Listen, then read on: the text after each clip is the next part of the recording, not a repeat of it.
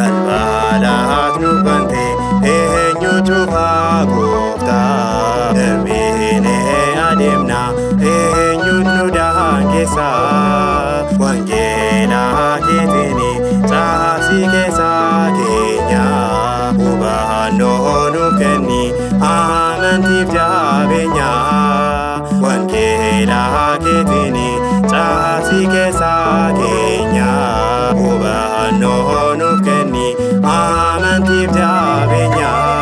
Barsiisaa keenyadha Yesuus ija hafuura keenya akka nuuf ibsituuf wangeela kee dhugaa barannee galata qabannee mana keetti argamnee wangeela kee dhugaa barannee galata qabannee mana keetti argamnee.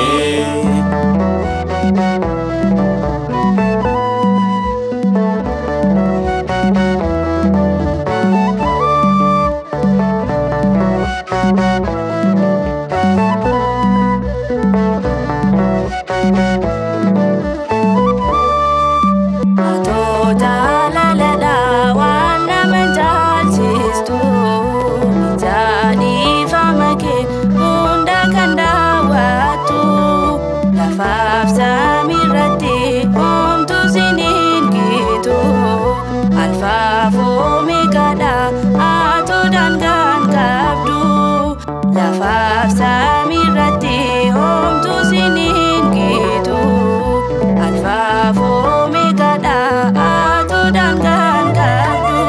Barsiisaa keenyadha Yesuus ija hafuura keenya akka nuuf ibsituuf wangeela kee dhugaa barannee galata qabannee mana keetti argamnee wangeela kee dhugaa barannee galata qabannee mana keetti argamnee.